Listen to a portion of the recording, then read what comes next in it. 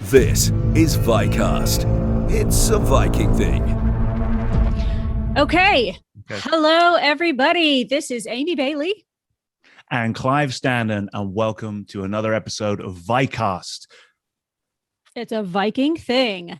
Today we have the most brilliant, gorgeous, funny. I could go on. Do you want to add anything, Clive? She's all right.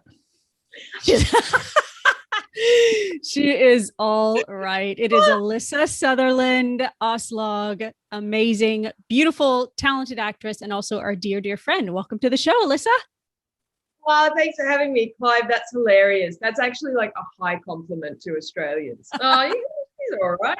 He's all right. Thanks for that. I'm feeling very flattered right now. Hi. Hello. I haven't seen your faces for too long. Hi, baby. Whereabouts are you right now? I'm in LA. And yeah, we're out of lockdown here in LA, so it's a little bit better now. Has it been a tough year for you? Yes and no. It's been mixed, I think. Kind of the same for a lot of people.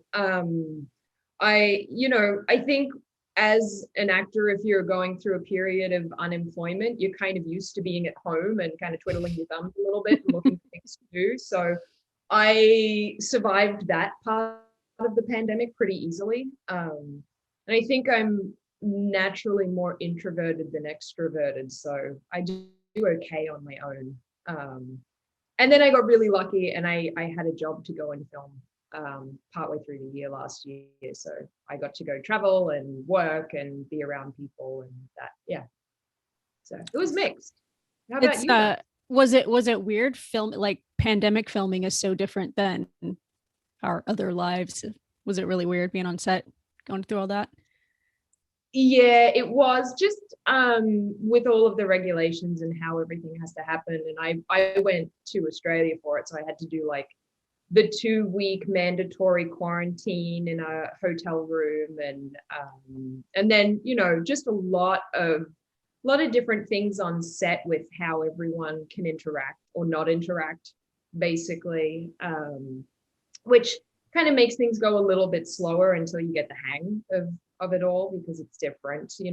Certain departments can't like fraternize with other departments. You've got to, everyone has to keep distanced and masks are on until action is called, essentially. And so that was all different. But I have to say, Australia, I believe, has handled the pandemic beautifully. I think they've done really well. And by the time I was there, they were like just clocking up 0 cases day after day. So life felt pretty normal and I definitely felt a lot more safe. So, yeah. And then I flew back to LA when LA was the epicenter of the global pandemic and thought, what the hell am I doing? Oh my God. But, yeah. Well, we have a few questions for you, for our fans. We're going to jump right in because I know we could probably talk to you for hours and hours, but we do have. I'm drinking tea out of a mug that Ben Robson gave me for a birthday, covered in sheep. When I was making my tea before we got on, I saw this mug. I was like, well, that's the mug that I have to drink my tea out of today. So there's a little tidbit for you. Shout out Ben. Yeah, Robbo. He's on the Animal Kingdom now. That show's doing so well for him. I've got to catch up with him. Yeah. He's rocking it.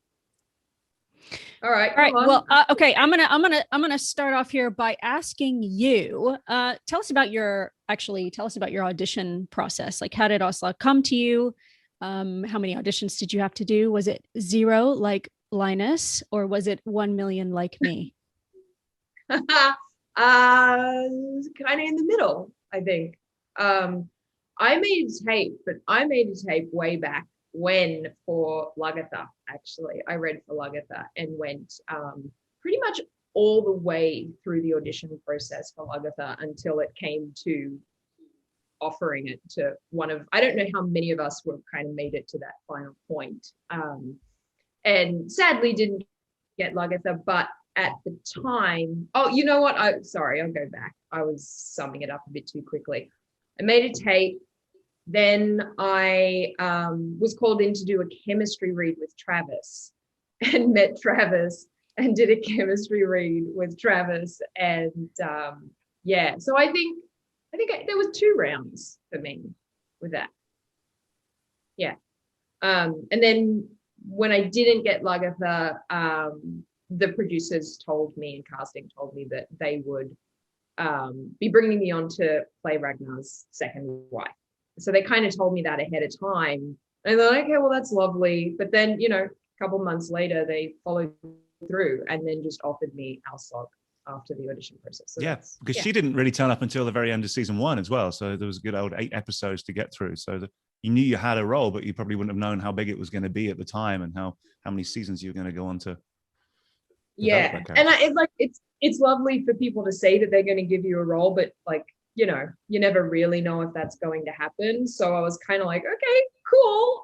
Let's see. But yeah, they came through and stuck to their word. And so I was offered Aslaug, but I'd already read the one. And how much did you know about Aslaug before you got the role? I mean, with so much sagas, and the good thing about Aslaug is she is a kind of combination of fact and mythology as well, because she appears a lot in the sagas, but she's also was a real person. And so how much did you know before going in about Aslaug? Nothing. So I can be a little bit superstitious until I got an offer on the table and negotiations look like they're gonna close. I don't like to do too much work on a character. There's no guarantee. Things always fall through. I've had roles before and then the film doesn't end up coming to fruition. And it can be a little bit heartbreaking if you've done a lot of prep before then. So I tend to wait until I feel like more secure in the role. So I didn't do any work on Aslaug until I had her.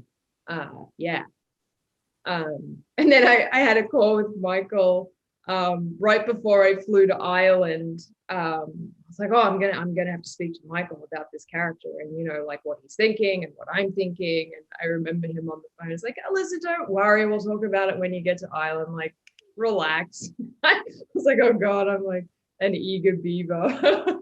Very green. Yeah.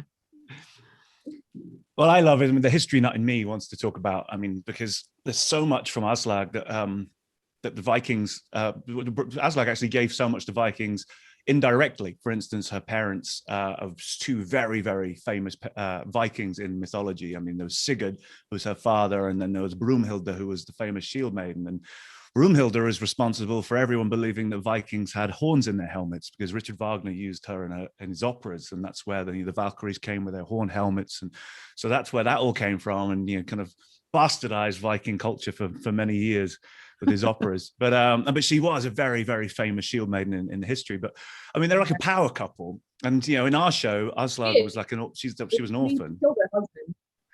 Yeah, I mean, that's the thing. The legend has it in the sagas, is that Sigurd's foster father told him to go and fight this dragon called Fafnir, who was protecting all of his treasure, and he was possessed. It was the dwarf possessed by a ring.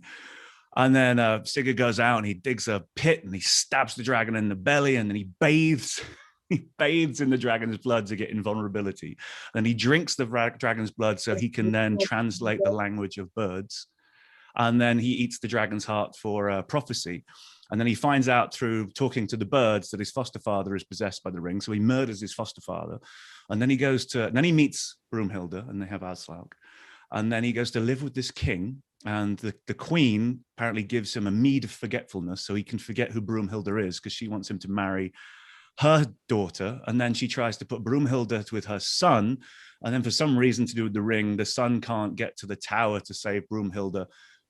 So because Sigurd is invulnerable, he goes through this ring of fire, and he's and Broomhilda has him murdered. But then she jumps onto his funeral pyre so she can be with him in hell forever. And it's like, that is, for me, it's like the Jerry Springer couple of Viking age. And this poor woman, Aslaug, is an orphan of these parents. So what I wanted to ask you is that, how do you think, we never really talk about it in the show, but do you think that these are her real parents? Is she an orphan who has decided to make these amazing mythological characters to be her father and mother because she never knew her father and mother, or is she just trying to make people perceive that's who she wants to be with, you know, the vulva and the seer and the insight that she has? I mean, what's your take on it as the actor? I mean, what was her lineage? Do you think she's telling the truth, or? Yeah, my take on it was kind of somewhere in between. Like, I think there has to be an element of truth to it, and also that it's not like they're generations apart. It was her parents, so I feel like there would have been people around to call bullshit on it. Sorry, can I swear? I don't know if I can swear. Yeah, fucking can't. It's a Viking thing. Oh. So I think there has to be an element of truth, and I based Aslaug on like deep childhood trauma. I think if I mean, because it sounds like a murder suicide to me, right? Like with her parents, which is deeply traumatic, I would imagine, for a child.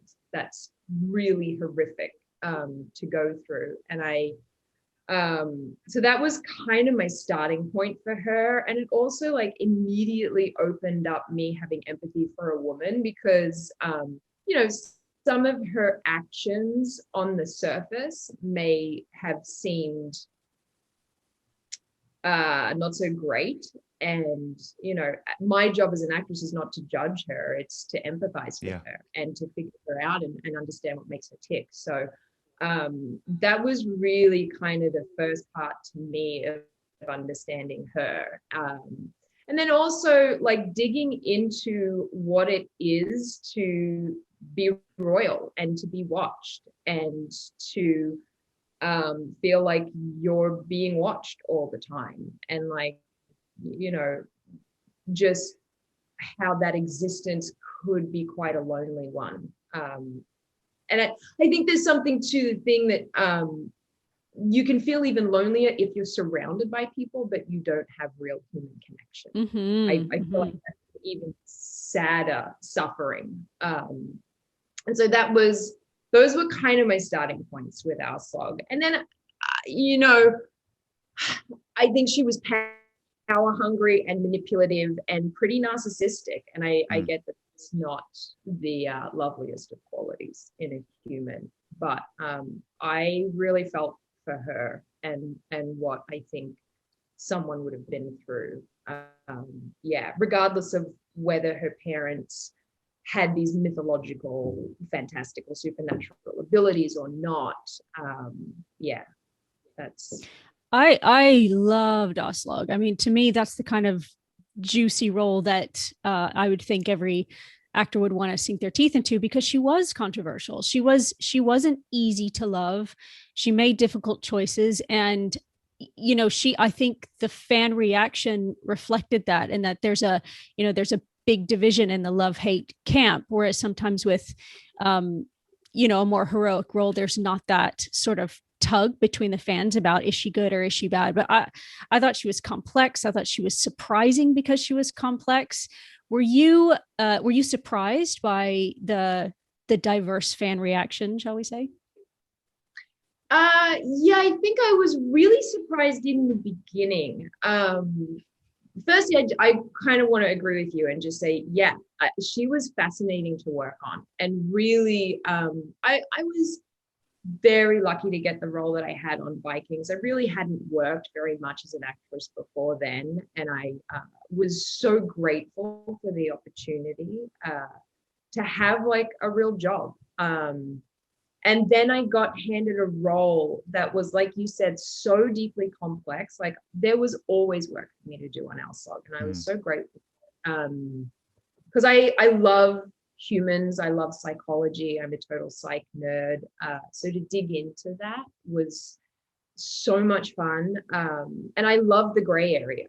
It was like, you know, looking at something in black and white just kind of isn't a very great way to live, and looking in the gray, it challenged me. And I also think it helped me grow as a human being to be looking at someone from that aspect. I think it increased my empathy, and seeing humans as the complex individuals we all are.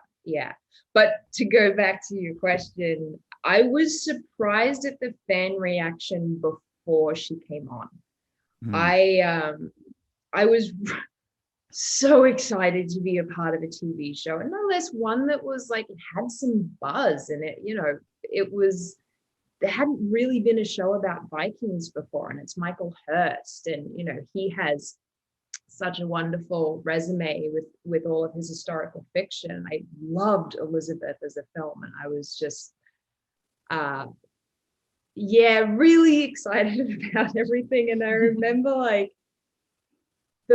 I think it was like the Viking Facebook page before episode 9 aired of season 1. I posted a picture of me, Aslaug, me as Aslaug.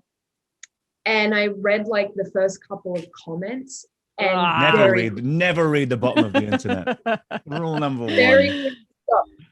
But so here I was surprised because I didn't see it coming, because I was like, and I feel like it was short-sighted of me as a person, but like, oh, of course, no one wants to see like a beloved couple get broken up, especially by like a third party being involved. The other woman, So it's like, I understand why people felt so passionately about the character coming on. But I'd done all of this work and looking into paganism and like learning that monogamy wasn't one of their morals. That is not how the Vikings lived. Yeah. So I just kind of thought like, oh yeah, well, that's what happened. And so to be judged from a modern perspective when it wasn't like the beliefs that these people had, that was surprising to me. Although like in hindsight, I'm like, well, duh, of course people would think that. Like I get pretty emotional about certain shows that I've watched when I love or hate characters, so I get it. But yeah, I very quickly stopped reading comments because they weren't going to be good for me as a human, and I sort of stuck to that. Yeah, I don't love. And she's a great juxtaposition to Lagertha as well, though, because it shows the two sides of a Viking woman's life and culture. I mean, Lagertha was able to explore that heroic side of being a shield maiden, going off to battle with her man and things like that. But I always saw Aslaug as just as strong. There's different qualities of strength. And it's that classic. She's the mother of 4 of Ragnar's children. We have to remember that as well. Lagertha only was the mother of Björn. You raised those 4 famous sons. And you come into it as perceived to be almost a princess. You've got all this beautiful wealth, and you've come from all of that, and you expect things to be done from you. And part of the actor's arc was this woman learning to just be what it is to be a stay-at-home mum and bring up these 4 very crazy children. And that to me shows strength. It's like that guy is away at work all day, and he's like, "What did you do all day?" And you're like, "I'll wring your if neck." You only knew, you bastard. And she was thrown in the deep end. Hey, do you want to babysit your kids? Yeah, I mean, what I'm getting at is that, Lagertha, she's away fighting, she's doing that. But in Viking times, a woman, a man's job maybe was to go and hunt and trade and travel. But compared to the Christian European society of how women were perceived outside of Scandinavia, a woman was giving the keys to the castle. A woman would have a belt with every key to every lock, and that meant the house, the possessions, the riches.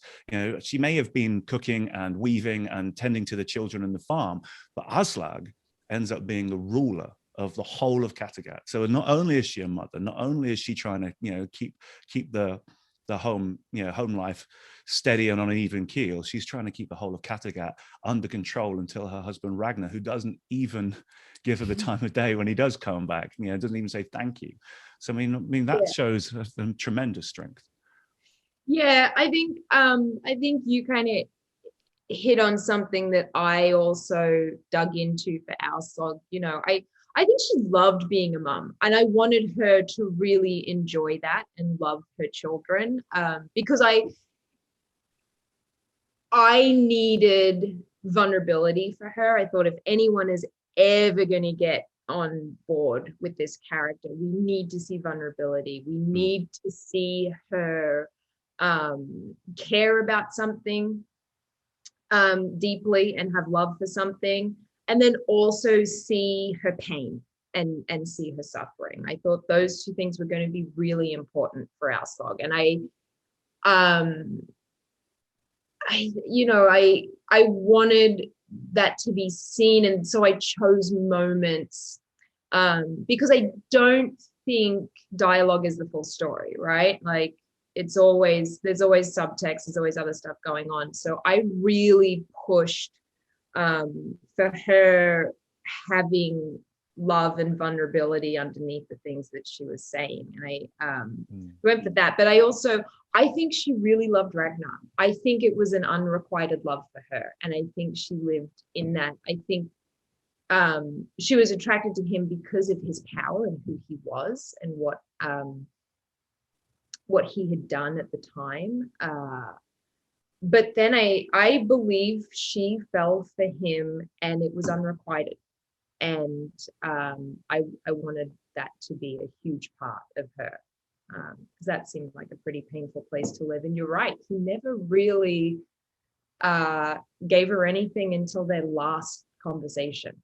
And I'm so thankful for that conversation. That was Travis's idea, that scene, when he basically kind of thanked her and said goodbye, right before we went our separate ways and ended up in Valhalla. Well, did Aslaug end up in Valhalla? I don't know. You know, I think that's a really interesting point. Just kind of going back to the way Aslaug was sort of judged from the modern perspective. I have to say, I was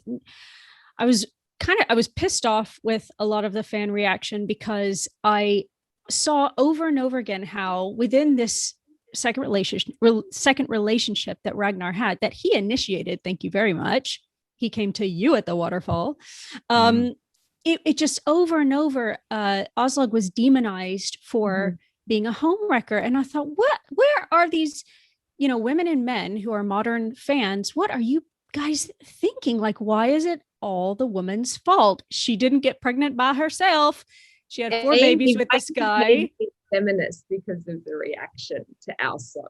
I didn't, I cared about women's issues, obviously, and I wasn't completely living under a rock, but I wasn't aware of society's ingrained sexism until the fan reaction to Aslaug. And I have to say, it opened my eyes, and I just thought, wow, people are demonizing the woman for this.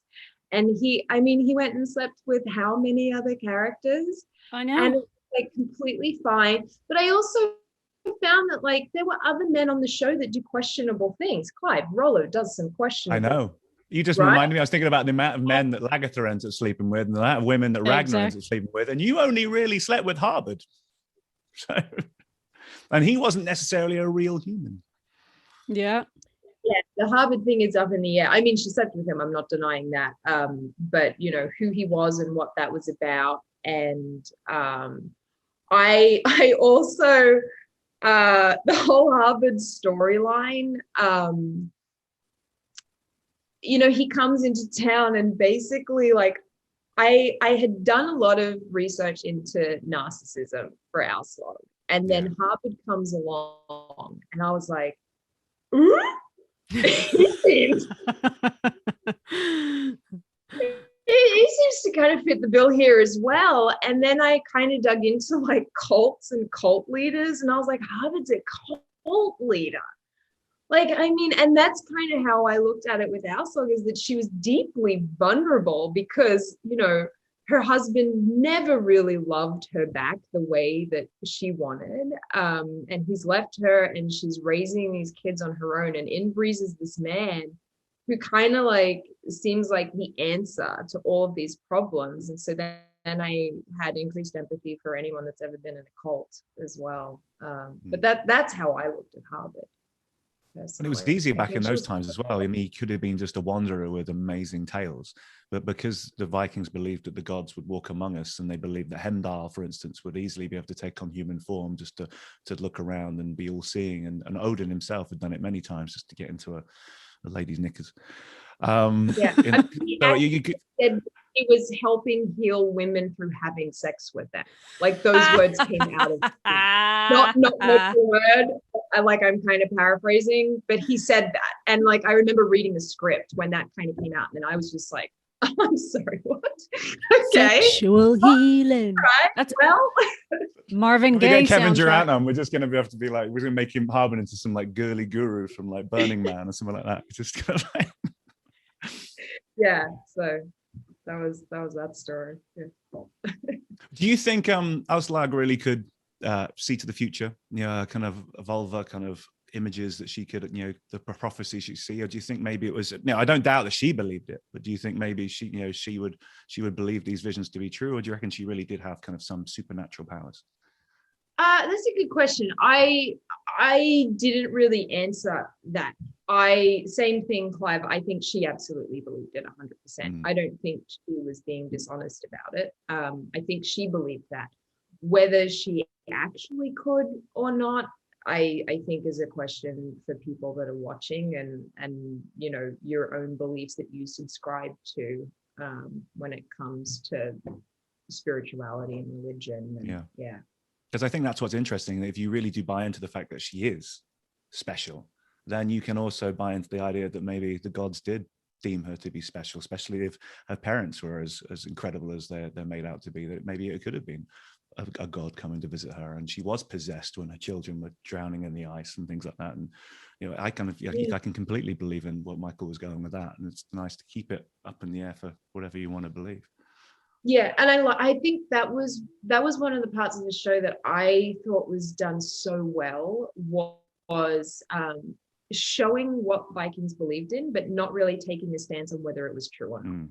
Mm-hmm. I think it was really effective the way the show did that, and I enjoyed that part of the show. I think it was maybe maybe the most, because we got to see historically how these people lived, what they believed in, but it never really, like, I don't think Vikings forced it down anyone's throat. Like, this was real.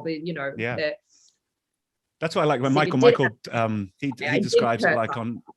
Michael describes like an Easter when Jesus comes back from the dead and the stone is pulled away. To a Christian, that is completely real.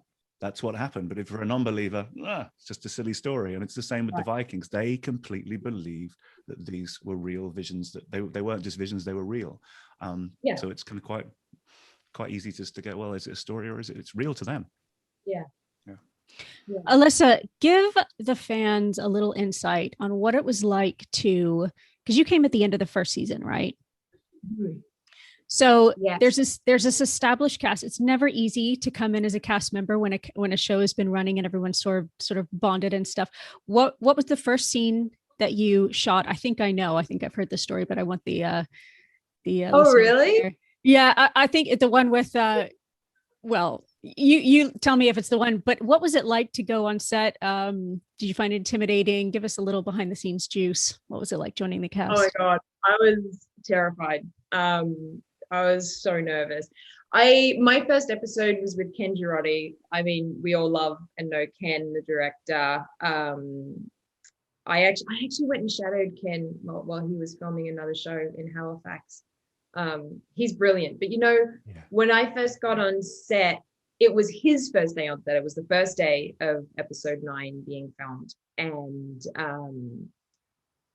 he said something about him being nervous, and it like made me relax, because I was like, oh, he's nervous too. Like, we're all nervous here. So that helped. But I think the first scene I had, and now, I hope my memory is serving me correctly, was having to climb over sleeping Vikings in a tent, and basically sit on top of Travis Fimmel and make out with him. That's the story I was looking for. Yeah. That was my first scene. And we were the first rehearsal. and it wasn't like easy, like physically kind of having to pick my way over people. And I'm historically like such a people pleaser. I'm like really concerned, like I don't want to step on anyone. So I'm kind of being as careful as possible. And I get to like this cot that they have set up for Travis, and Travis is in there. And I go to try to like mount this cot and Travis, and I can't because like there's lumps in the bed, and I'm just like, what is going on? I'm like trying for way too long, and it's very awkward, and it would be hilarious if it's actually on film somewhere, because I can't do it physically. I can't figure it out. And then underneath the covers are Bob and Tig. Of course. Jefferson Hall and Tig Murphy, who played Torsten Yeah. and Arne. Yeah. Mhm. Yeah. So I was like pranked in the first rehearsal of everything. And, it helped, like having people do that. I actually felt really welcomed by it. Australians make fun of people that they have affection for. It's a very Australian thing to do. And I think the Irish are really similar. I felt so at home with the Irish crew. Yeah, and it kind of took the pressure off, and everyone had a good laugh, and yeah, we moved on. But that was. We used to have a big quiz night as well, didn't we? That was one of the first days you arrived. Didn't you just got off the boat and we did the big old quiz night? Yes, I'd actually been in Ireland. I think I'd already been there for a week or two. And I didn't know what I was doing, and no one really kind of told me. And I was there, like I'd been flown in. So we were shooting like block episodes, right? So I have you guys talked about that. Of course, yeah. So we're doing 3 episodes at a time. That's right. Yeah. So you were just in the 3 last one, but you were here for the whole block. Yeah. So I was in Ireland for that episode. I was in Ireland, I think, for 8 weeks for, like 4 scenes. I think I'm probably getting the scene count wrong now.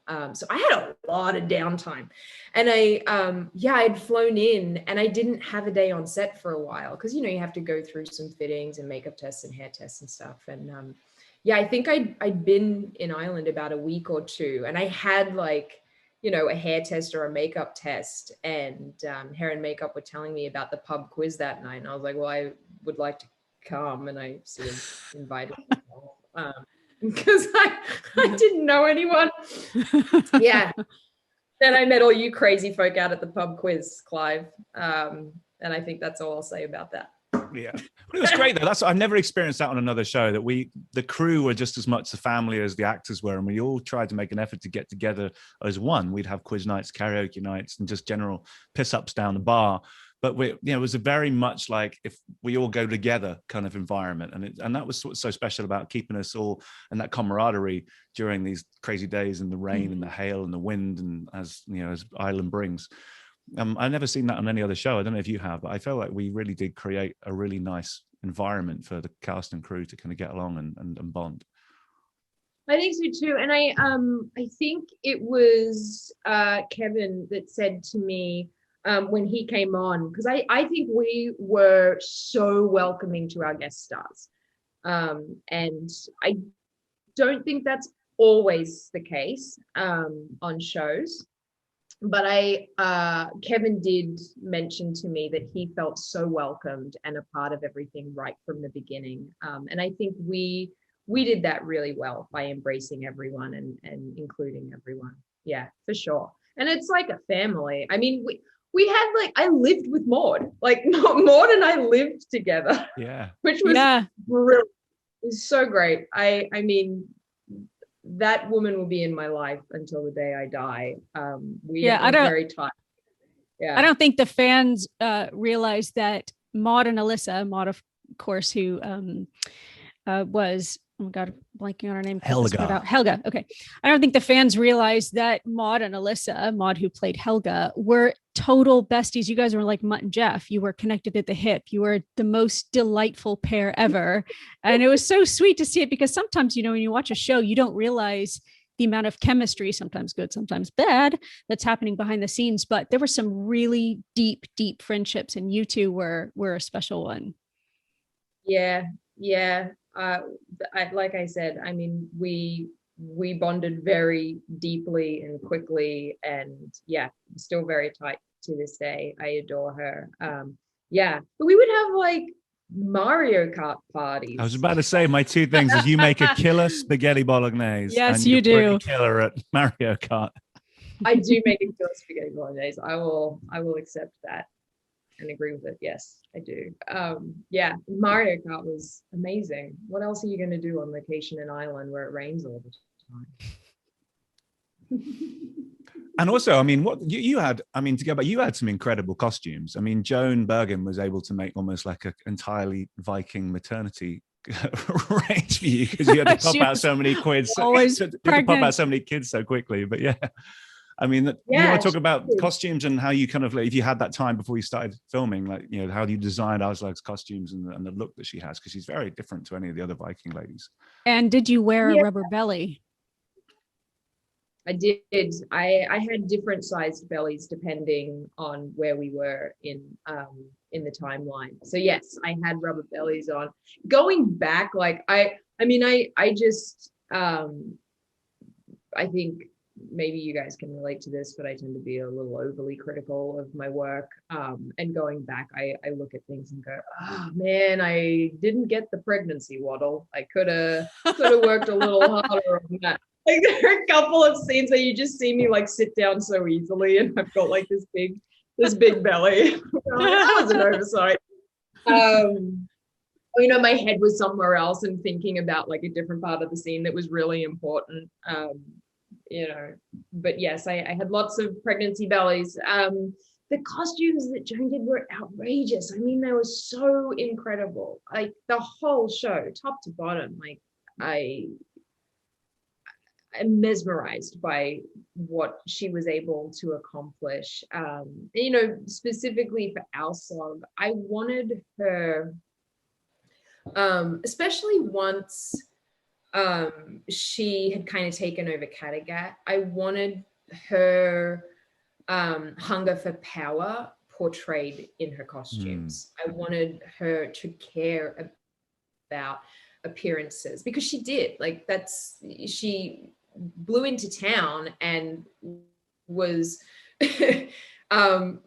throwing her privilege in people's faces, essentially. And I wanted that portrayed through costumes, for her to care about the trappings of wealth and power, and for that to read on screen, and for it to kind of become almost all-consuming for her as well. And that extended to her children. She wanted her sons to go on and be very famous, because that was so important to her, and within Viking mythology as well. I admire you for that. Sorry, Clive. Nope, go for it. Just to follow on with that, I admire that in you, Alyssa, as an actress, because I think when you know that you're going to make a choice with a character where you are going to purposefully be power hungry, and you know, people don't respond well to that, and so for you to follow that through, and I think it was very true to the character, and I applaud you for going through and being like, okay, I might not be popular for this, but this is actually what the character would do. So I really thought you did such a good job. Yeah, and drama is built on conflict as well. Say that again.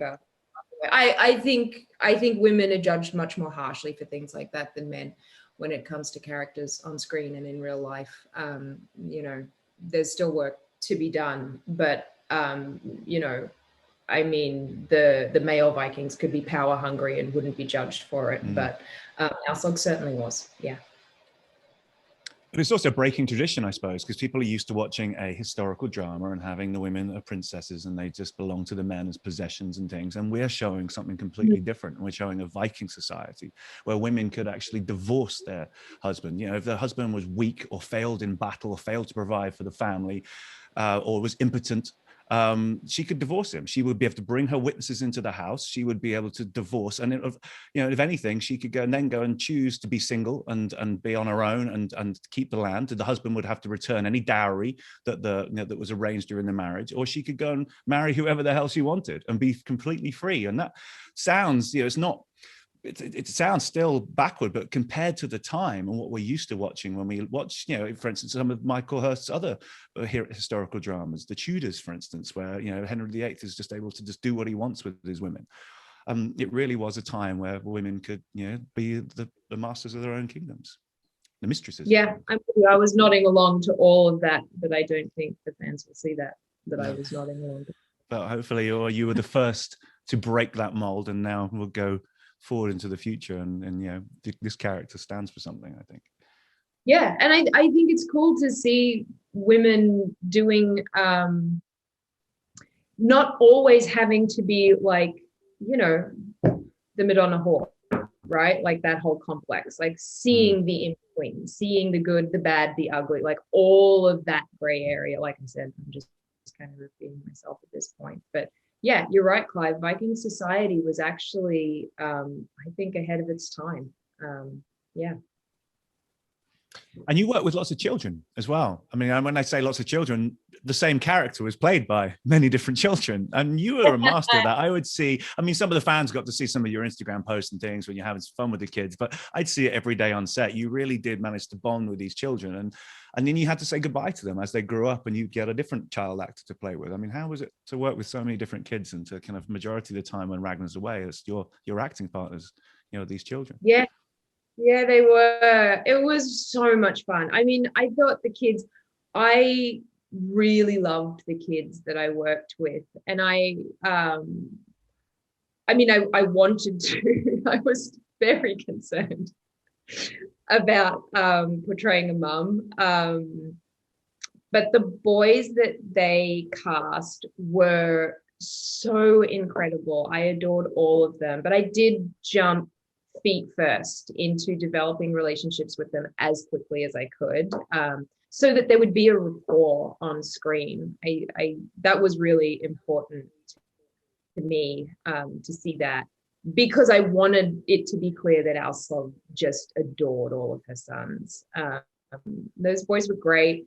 They don't teach you in any acting class that I have ever known of how to work with children, and that was a steep learning curve, because you're not just an actress on set. You're also an acting coach, a nanny, a director. Like, yes, you kind of wear a lot of different hats when you're working with those children, and that's not to like throw anyone under the bus and say like people weren't doing the job that they should have done and I had to take over. That's just, no, it's just the situation when you're working with a child is like, you know, you go back to your first position before they yell action again, and you're the one standing with the child, and that moment before is what you have to create. And, you know, it's interesting, you kind of have to jump from you know, going up, do you remember, we're going to walk over here, this is what we're going to do, you know, you go from that and someone yells action, and then immediately you have to be in character. And it was great for me as an actress to learn like to focus very quickly from one instant. And they have child hours as well, so you have to do, they get so much more coverage, and it's all like, let's get the kids footage, and then sometimes the kids go away and they're like, Alyssa, let's do you, we've got 5 minutes to get all your coverage, and it's tough. You got to bring your A game right at the end of the day. You are not you're not underestimating what you went through at all. It is so hard, and even if the kids are really, really good, you're right, you don't have that selfish moment to just, you know, the scene ends, then you go and you look at your sides and you kind of do things. You really are taking care of the kids because you want to nurture that relationship. I had for my character's son, I had a set of twins, and they were adorable. They were the most beautiful, precious little boys, but they were 3 years old, and they were kind of terrified. And their mom, who I loved, Belinda, she had to be in eyesight all the time, otherwise they would freak out. And I was working my tail off to try to develop a rapport with these little boys so they weren't scared of me. And then I had to do one scene with the lovely Mo, who plays Aethelwulf, and I had to hold this little boy. We had to pretend like, and his brother, so they switched out the twins, and we had to pretend like it was freezing. They put blue on our lips, and then I had to eat this piece of meat, this piece of steak, and cry. And this little 3-year-old was looking at me with these bug eyes. And I was supposed to give the meat to him as well, but it wasn't working. It was so hard. This sweet little thing. I think he was just like, why am I here? Yeah. I was lucky because let me think. I'm going back through memories real quick. I think every kid that I acted with really wanted to be there. And I think that makes a huge difference. I mean, there were some babies that had a harder time. Travis, for instance.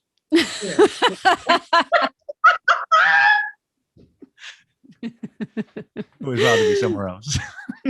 Yeah. He's in the background. Fucking what am I? Oh, that was a challenge with the kids around. It was Travis's foul mouth if he got a line wrong. Yeah, there were a lot of kids that I just had to quickly cover their ears. Yeah. Mm-hmm. Do you have a favorite scene? If you go back over that Rolodex of memories, is there a favorite scene that you remember that you could give us a fun story about?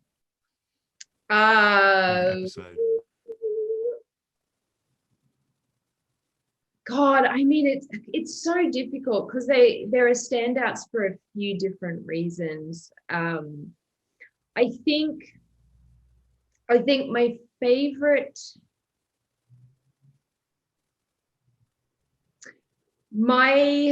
favorite scene to film would have been Aslaug's death scene, because I felt like I'd really hit my stride with the character and with the actress, as an actress as well.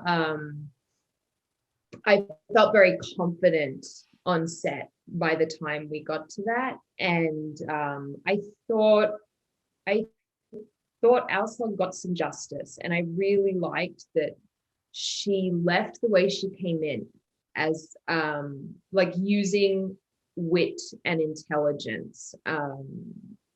Because I believe Aslaug negotiated her death in that scene. And if she could get Lagertha to kill her, then she might go to Valhalla. And if she could die in battle, technically, then she would go on and have a name for herself. And I loved all of the subtext of that scene. It just spoke to me in a way, and it was really fun to film, to provoke someone in a way, and to taunt and tease, but do it all kind of under the surface. And like that kind of acting is what really speaks to me when you're saying something and you really have a very pointed motivation and the stakes were so high. I thought that was really fun, but then she also kind of got to say her piece and say, like, I'm a part of this history as well. I liked that. And like, I don't think that it was an accident. Some of those lines felt personal. And I think Michael does that at times. Like, I think he can kind of find nuggets of truth in you as a human and write for that. And, you know, he said, God, now I'm probably going to get the lines wrong, but there was a moment when Aslaug looks at the seer and kind of says, like, my work here is done, essentially. And like, as an actress, I was like, oh. I looked at the seer and I kind of started crying, and I was like, oh God, like, it's my time is done. And it was just an emotional day as well, to say goodbye. Oh, I'm getting emotional. It was a very public scene as well. It's out in the open. It's in front of everybody as well, which is what we all wanted, a big standoff between these two major characters. And it's, you know, there's nothing to hide. It's all out in the open. The moment where you're... Sorry, I was going to say, you know, and fans may not know this, but when you're getting killed off a show, it can be really strange the way the schedule goes. You might film your death scene and then have all of these other scenes that you have to film after you've filmed your death scene. But it aligned with Aslaug that was my final scene to film. And then the way we did the scene, this is the other thing, you don't know like what order the scene is going to be filmed in. So the final shot that we did that day was me falling into the mud. Like, it was just you know, everything chronological lined up. So it Wow. was, yeah. And it was kind of a beautiful way to end it. And I didn't have to leave like on some weird piece of connective tissue that you have to like go back. And it's like, quick, we just need you walking from like the bedroom out into the great hall real quick so that this all, you know, like I didn't have to do anything like that. So yeah, it was a beautiful the worst thing about moments like that is because just so people listening, when you're a character on a show and you're leaving, there's usually a lovely sort of send off by cast and crew, and they clap you out and they say, oh, you know, this is the final day, it's a wrap on Alyssa, and everybody cheers, and it's such a lovely goodbye. But I think I had the exact opposite, where I had already died, and then my last thing was like a background walk, and everybody was so busy, so it was just like, okay, walk across, and then like on to the next scene. Someone's like, it's Amy's last day. Oh no. You're like, anyone coming out for drinks tonight? No, we're all up at 4 a.m. filming. It's Wednesday. Yeah, no, we're too busy. On to the next scene. Oh wow. No, my experience was different because everyone was there, and there are, you know, whatever cast members were in that day came out as well for the end. So I had like hundreds of people cheering for me because all of the extras were in.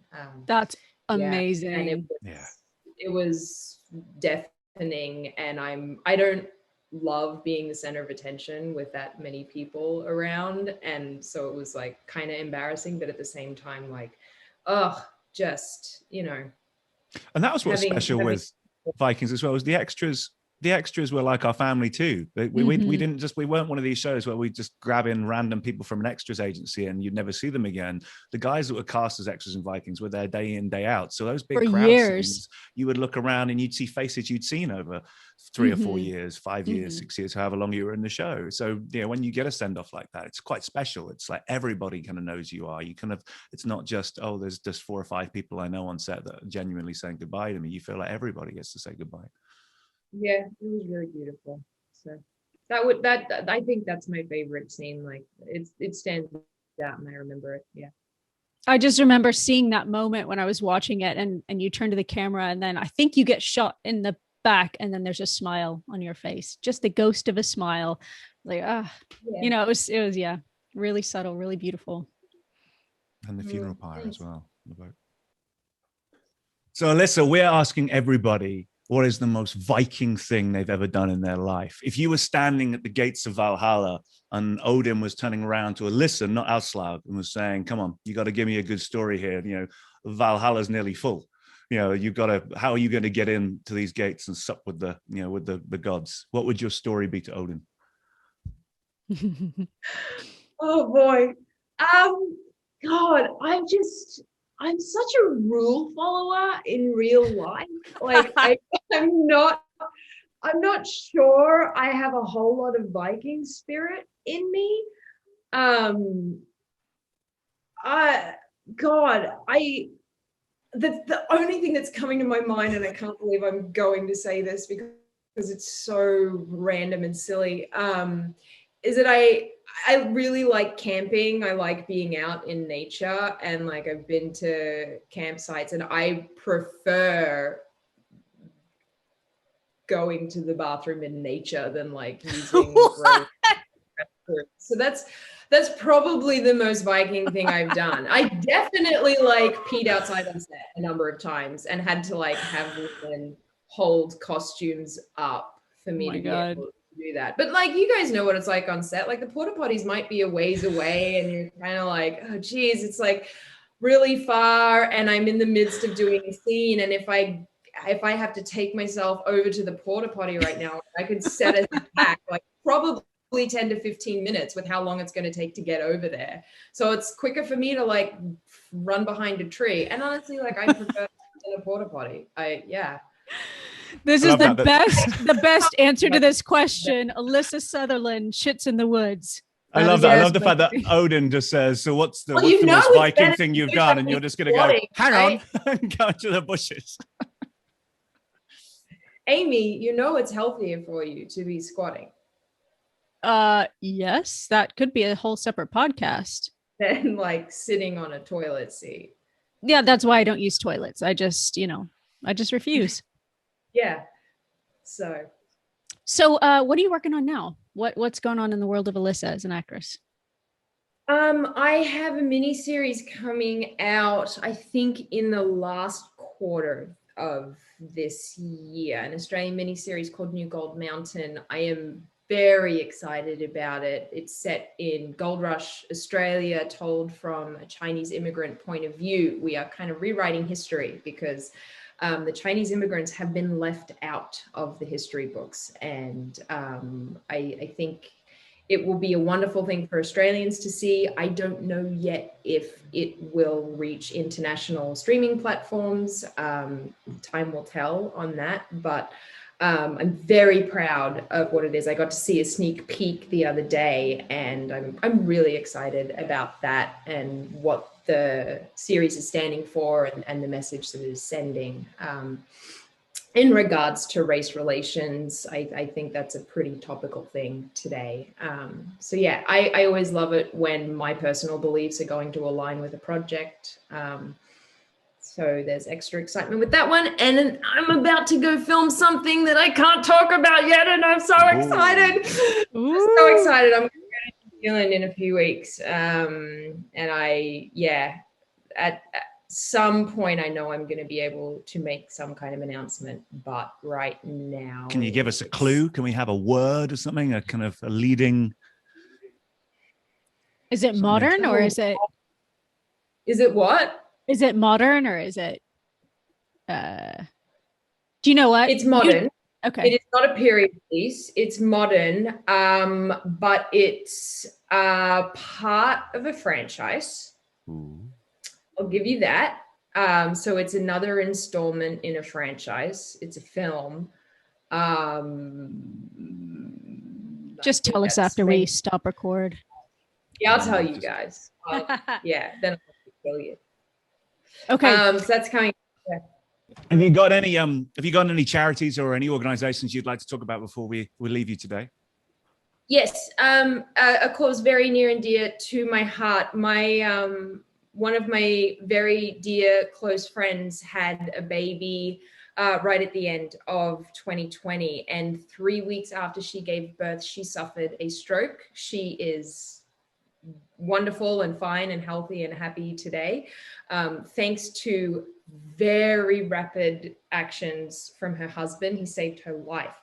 But something that a lot of women don't know about, we are at an increased risk for stroke just for being women, and postpartum, our risk goes up, especially if you've had conditions like hyperemesis, gestational diabetes, if you're 35 and older. Lots more information, and everyone should know the symptoms of a stroke because timing is everything. My best friend is alive and well today because her husband acted so quickly. So go to stroke.org, make sure you know the symptoms of what a stroke is, please, everyone, because it could save your life. Right. Awesome. To log on to stroke.org. Thank you so much, Alyssa, for coming on Vikcast. It's been so great catching up with you again, and some brilliant stories there for the Viking fans out there. Thanks for all of us joining us on Vikcast this week. It's a Viking thing.